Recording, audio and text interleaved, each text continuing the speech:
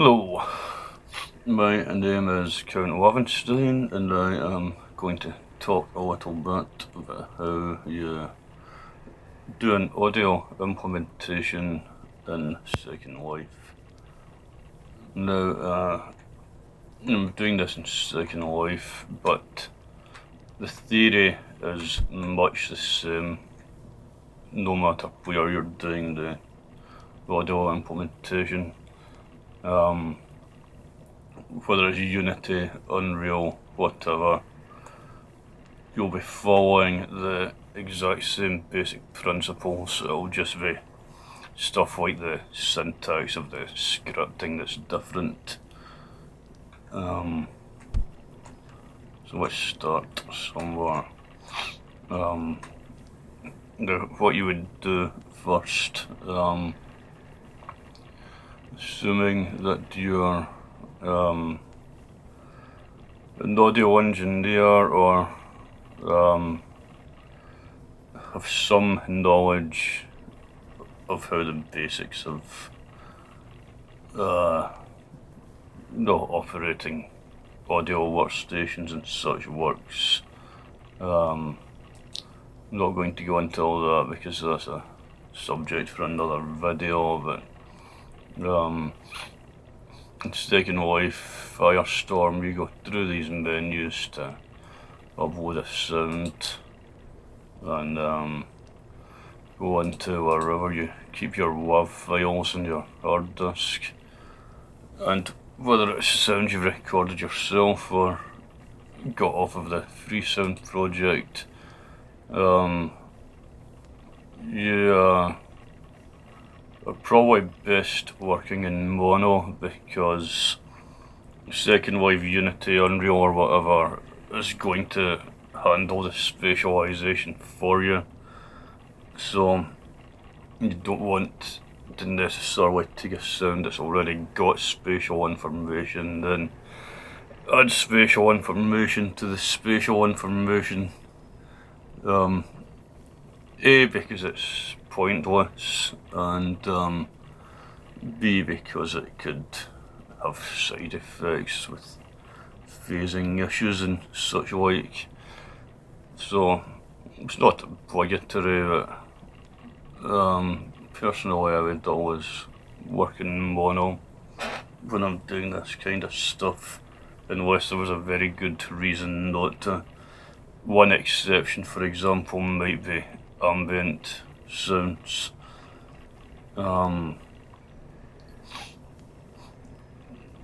Ambient sounds, you might prefer to have a sound that carries its own spatial information, since the environment you're using will probably not add spatial information to it, since it comes from all around. Anyway, to start off with, once your sounds are uploaded, let's see, I edit this object, and go into the content tab here on the right, and look for, in this case I wanted a buzzing electrical sound, so get this one called Electric Sine Buzz, and just play it. There it is, hear that? So, one of the quirks of Second Life, which is a weakness that you don't get in Unity, and I presume not in Unreal either, I've not had a lot of experience with Unreal, is that Second Life audio clips are actually limited to 10 seconds, but you can still generate from that even audio soundscapes of any level of complexity, as we'll go into later. But in the meantime, starting simple, we've got some pre-prepared scripts here. So first we're going to get an error message because the name of the sample the looping script's looking for doesn't match the name of this electrical sound buzz, so that's just a simple copy and paste. And 1.0 sets the volume at maximum. It's all normalized, meaning it's 0 at the bottom end and 1 at the top end. So let's set that to 0.3. See how that is. So people who are used to using Unity and used to using stuff like C# will probably have noticed that this is not dissimilar to C-type languages. And quite simply, this LL loop sound will make the sound that I've put in the print play over and over and over again. To generate soundscapes of basically any level of complexity whatsoever, you only actually need to be able to do a handful of things. You need to be able to play sounds, stop sounds, loop sounds, play sounds on an interaction, like say the avatar touching something. What else? You would want to be able to play sounds randomly, and you would want to be able to play sounds conditionally. For example, say the avatar collides with something, you might want it to make a sound. We'll go into that later. When you're getting to stuff like that, it does get a little more complicated in the scripting. However, there is a very good Linden Labs scripting language library online, and there are plenty of scripters who sell their scripts for next to nothing in the marketplace, and you can go into them and figure out how they work and then start writing your own. So when I shut this down, that should now be working. So if I put the camera over there, yeah, you can hear it. It's now whooping the electrical sound buzz. Whatever it was called. The electrical buzzing sound is now whooping.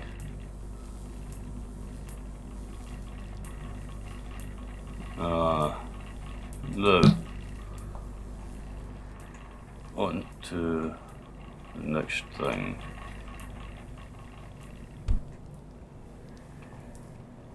A lot of the ambient sound here. So the reason I'm putting my avatars back to the sound sources is because Second Life works by essentially the listening source is the camera, not the avatar. So you will hear from the perspective of where the camera is, which follows the avatar.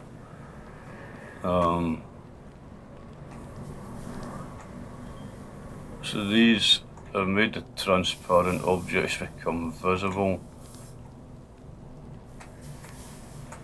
So these boxes here have car sounds that are randomly triggering. So just to give a cityscape sound, in a city you're always going to hear cars, so even though this is a quiet street, I've put car sounds around the some to make it sound more city-ish. So there's a bed. The bed is basically ambient just ambience. I got that by just going into the town centre where I live with a wee handheld device with Y mics on it, so it recorded a good stereo field of what was going on in the street.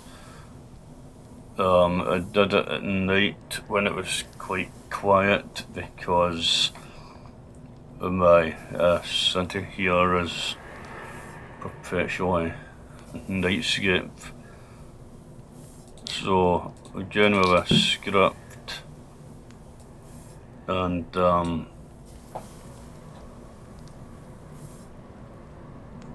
the script takes a number of sounds in the inventory and it passes them in here, where it will trigger these sounds in a random order. Now that isn't great when it's one prim doing that in its own, but when you start copying these around, then you get a nice thick soundscape that sounds something like a city. Also, I make these, and this is worth remembering, again it doesn't matter whether it's Unity, Unreal or Second Life or whatever, you'll be doing something like this. You make the object that's generating the sound, I just call them sound jennies for short. That's just a name I made up for them. You make them phantom and you make them transparent, so that if someone's exploring this city here, it's as if they're not even there. So that's two of the things we talked about, the basic ingredients for an audio implementation.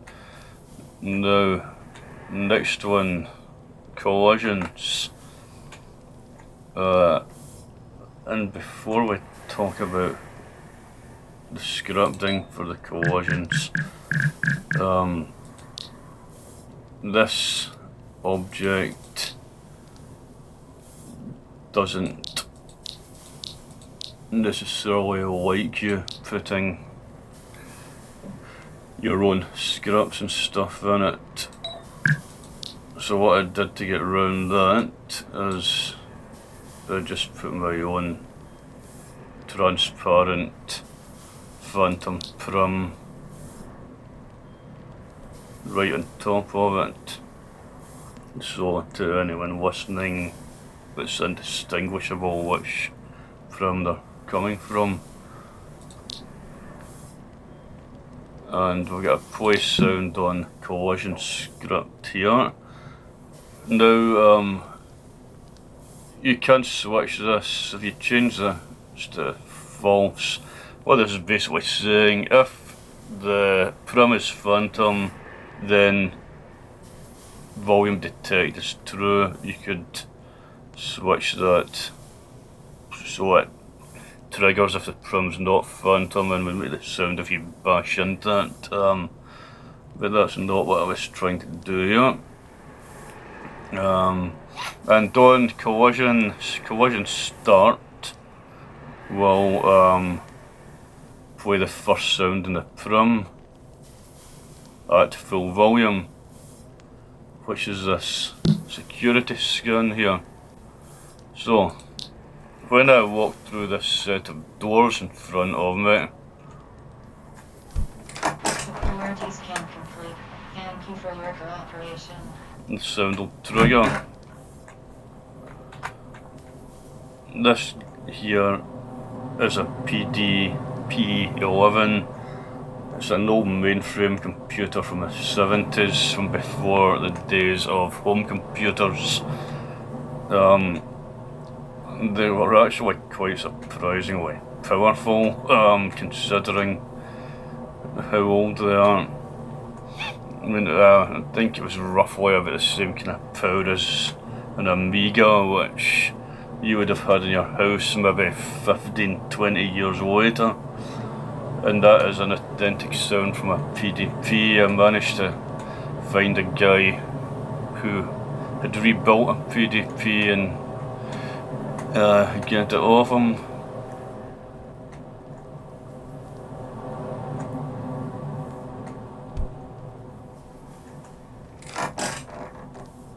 Security scan complete. Thank you for your cooperation.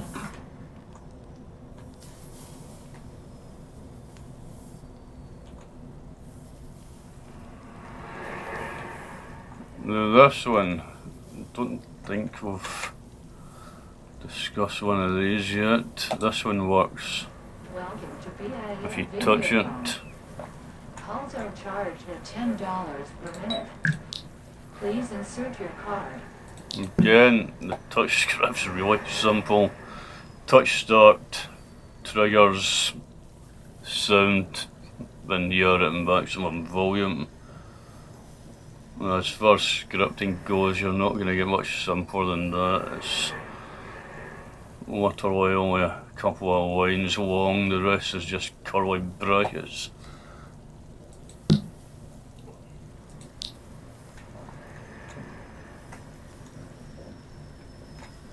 And your same deal as the car sound.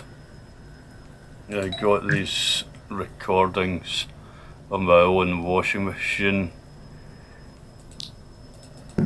which is kind of an odd experience sometimes.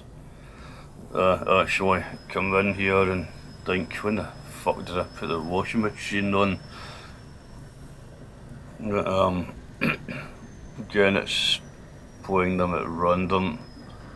This for loop determines how many sounds are in the prim contents, and it then triggers them to play randomly.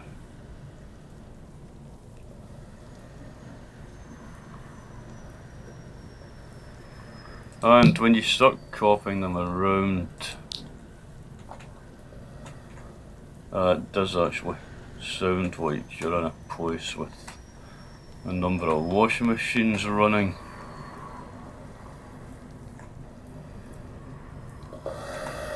I did not make that sound. That was already hardwired into these guys when I bought them.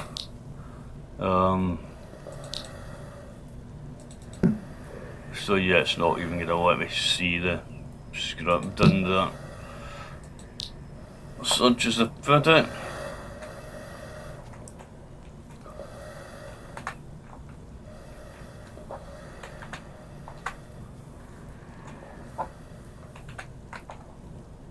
And these, a lot of the city ambience here comes from these air conditioning units.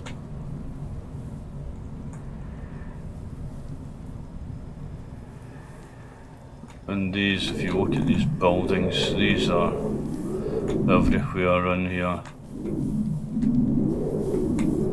And some of them came from the fan in my fridge.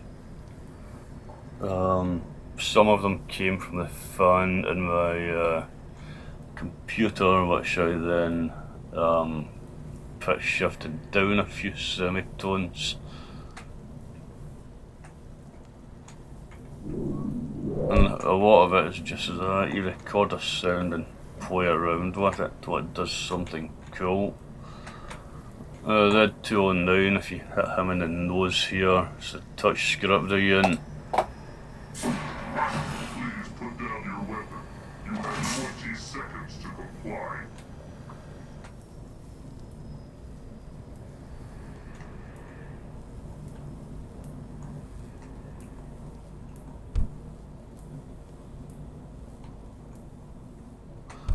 And that's basically that. Obviously there are a few more sounds going on in here, but if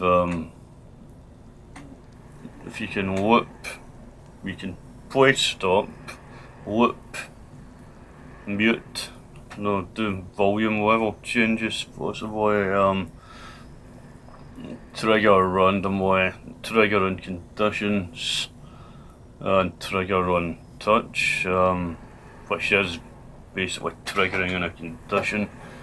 That is basically how you do any soundscape of any complexity. Once you can do the sounds I've just demonstrated there, that is about all you need. The sizzling sound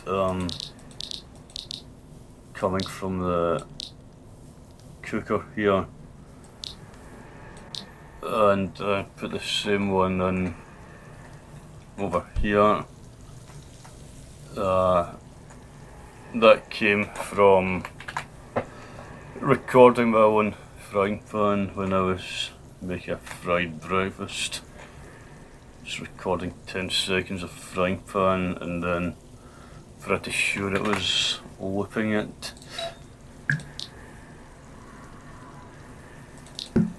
Yeah, loop sound, sizzling at third of the total volume. I think I might have put one in her. Look at it this way, in 100 years, who's gonna care? There's an Easter egg.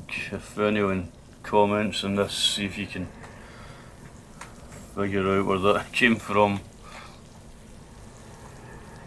Very famous film of the kind of sci-fi, cyberpunk genre.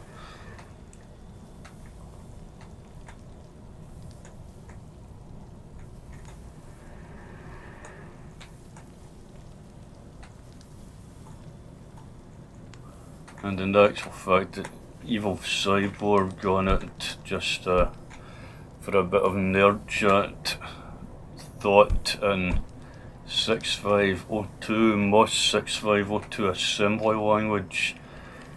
If you watch the kind of bit where he's chasing his victims down the street and you see the world through his eyes, things like load accumulator, store accumulator, jump to subroutine, jump, they're all 6502 assembly commands. I believe it was actually done in an Apple II, which was a very popular computer of the early 80s. And if you haven't figured out what film it is by now, then you were probably asleep during the 80s.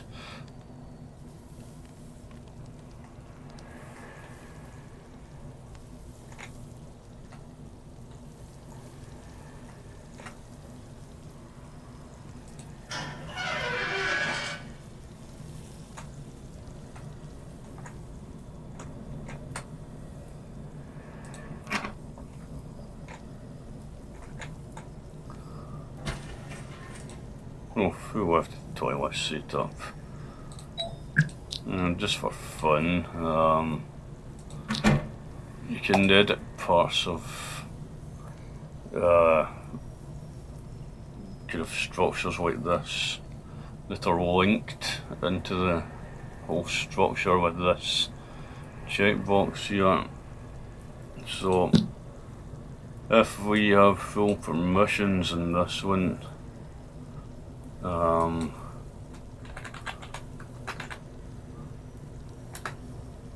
and I have a touch script, touch audio, and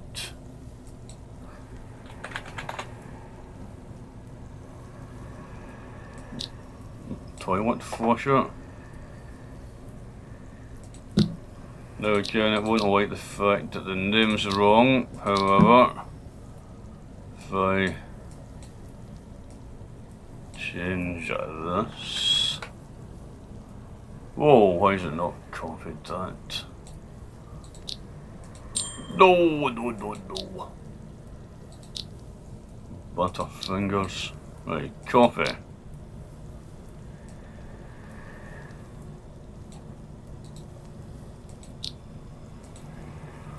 If it didn't work that time, I would just have written it out manually. These scripts are fully editable.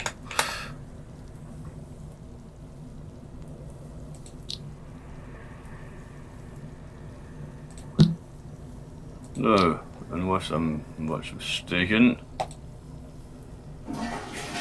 there you go. One flushing toilet.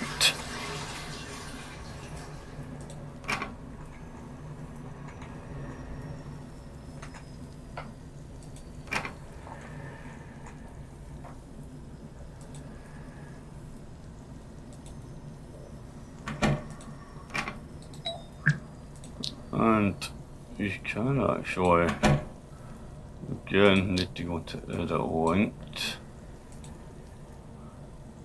I should be able to just, no, maybe not. Thought it would let me just copy these across.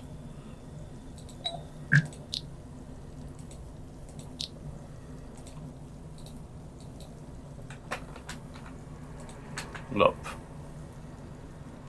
Oh well. Can't be arsed redoing them all, and I'm just going to pull all this stuff down shortly.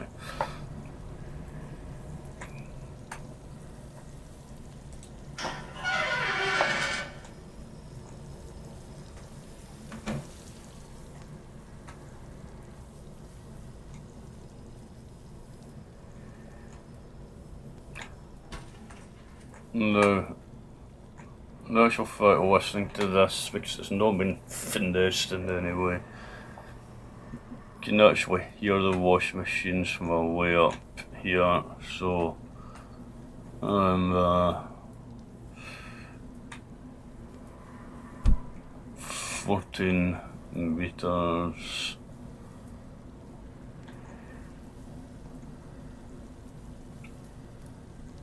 Would you really hear wash machines in a city from 50 meters away? Possibly not. So it could be that if I was going to leave this up and I was going to leave this city up and have it as a badge of pride for people to visit, that would actually make all the sounds quieter, so they would have a more realistic range. In Unity you can do cool stuff like stopping the sounds from passing through walls. Walls and windows actually act as low pass filters in real life, so using filtering you can simulate what walls and windows do to audio pretty realistically.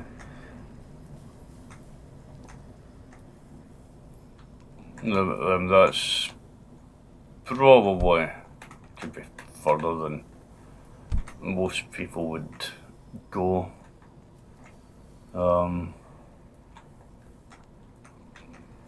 Personally speaking, I like to get geeky about those kinds of things,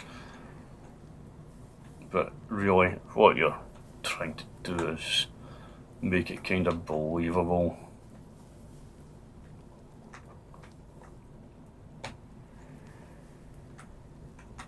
And as a sound designer or implementer, you're in the world of video games, you're probably never going to get to do exactly what you want to as a sound designer, because everyone is going to be battling for resources,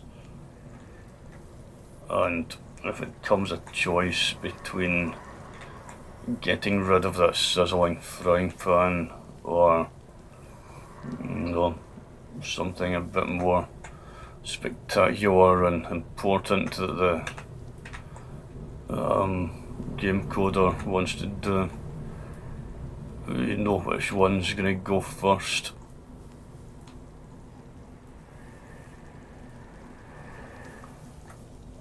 And that seems like a pretty good place to wrap this up. That's half an hour, and that goes through all the basics.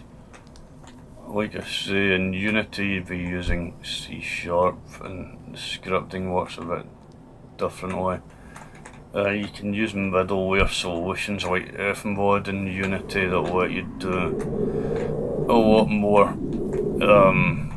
interesting parlor tricks with sounds. If you were, I mean, there's no reason actually why you can't vertically layer sounds in Second Life. As I've demonstrated, I've done it with the one direct sounds, so there's obviously nothing to stop you doing it, but FMod lets you do it with a lot more ease and finesse. But where Unity will kick up problems that Second Life doesn't, if you say you wanted to have a shot at working with a game coder, you would have to work with a game coder with what you were doing with FMod. If you tried to simply overwrite his scripts that he's using for, say, things like gunshots, footsteps, whatever, with FMod, it would not go down well. You tend to get errors when you do that. The way the audio works within the game itself is very much the game coder's domain. If you are working as part of a big software team, you would probably have middlemen to act as kind of go between the sound designer and the coders. Because it's not a simple matter.